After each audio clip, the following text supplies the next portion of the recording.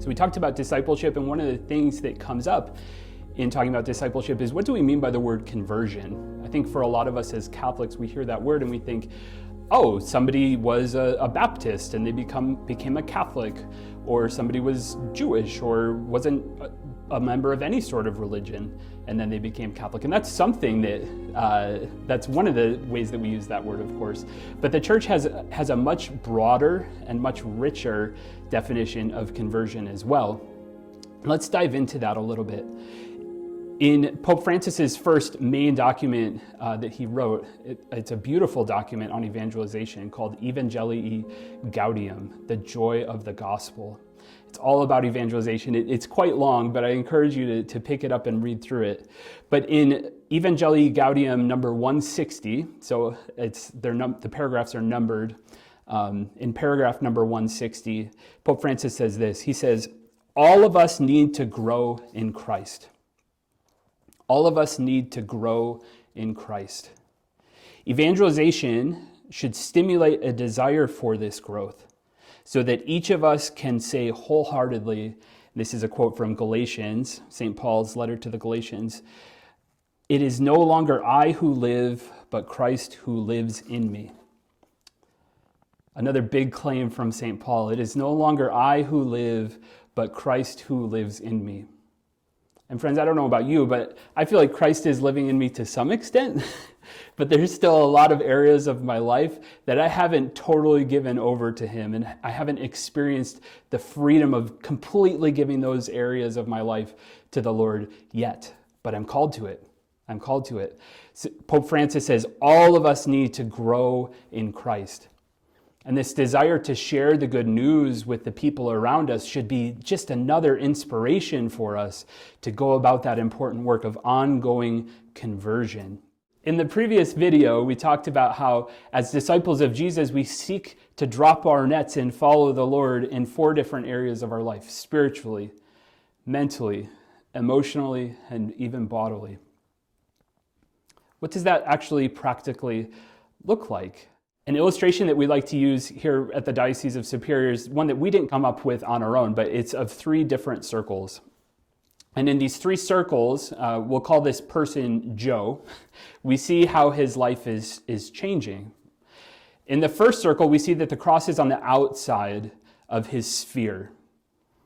That just goes to show that Joe is not a Christian. He has no relationship with the Christian faith. He's certainly not baptized. It's on the Christian faith is something that maybe he's heard about before, but it's very, very peripheral. It's on the outside of his person.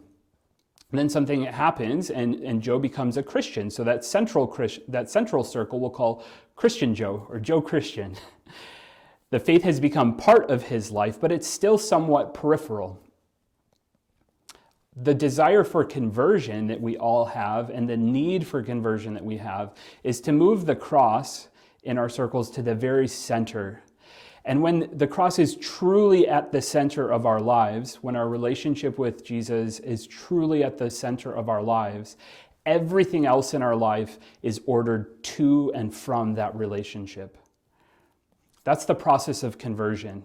So think just for a moment about any area of your life that feels dysfunctional, that feels disordered. Whatever that might be for you, and I'll pause for a moment.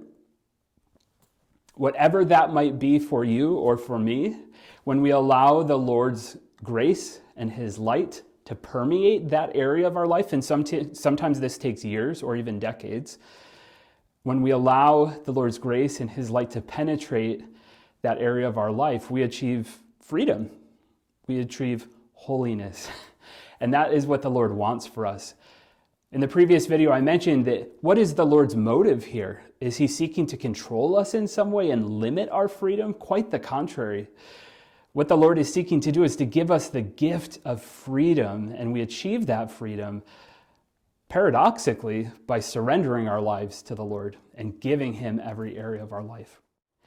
I think for some of us, the idea of conversion sounds old school or maybe rigorous, and hasn't the church kind of moved beyond that idea of the asking the faithful to leave these lives of penance, etc.? And I would say no. What was the Second Vatican Council all about? If I had to boil it down to one main point, it was the universal call to holiness. And the most beautiful expression of that universal call to holiness comes in the document Lumen Gentium in paragraph number 40. This is a little bit of a long quote, so bear with me, but it's very beautiful. The Council Fathers, and again, this is a couple thousand bishops from all around the world gathered together to discuss the church in the modern world. What is our point? What is our mission today as Catholic Christians? And they say our mission fundamentally is this universal call to holiness. So Lumen Gentium 40, the bishops write this: "Thus it is evident to everyone." It's a powerful way to start a sentence, right? "Thus it is evident to everyone that all the faithful of Christ, of whatever rank or status, are called to the fullness of Christian life and to the perfection of charity. In order that the faithful may reach this perfection, they must use their strength accordingly as they have received it as a gift from Christ. They must follow in his footsteps and conform themselves to his image, seeking the will of the Father in all things. They must devote themselves with all their being to the glory of God and the service of their neighbor. In this way, the holiness of the people of God will grow into an abundant harvest of good, as is admirably shown by the life of so many saints in the church's history." We're all called to this radical transformation. And why? I would say for two reasons. Why are we called to conversion? Number one, because it's for our own good. We experience freedom, fulfillment, and joy through our own conversion. The second reason is our mission. Again, going back to what is our mission? Our mission is to evangelize the entire world and make disciples of all nations, right? It affects our mission tremendously if we're committing ourselves to ongoing conversion, giving the Lord every area of our life. Why? Pope St. Paul VI, who concluded the Second Vatican Council, wrote this beautiful document on evangelization, kind of the first document of evangelization in the 20th century. And he has this very famous quote that many of you have heard before: "Modern man listens more willingly to witnesses than to teachers. And if he does listen to teachers, it is because they are witnesses first." Everyone in our lives is looking at us. They're saying, how are those Christians actually living their lives? Are they practicing what they're preaching, right? Are we authentically living lives of discipleship and ongoing conversion? If we are, and if we're doing that with joy, and we're showing the fruits of what the Lord is doing in our hearts and in our minds and in the entirety of our lives, people will take notice and the church will bear great fruit.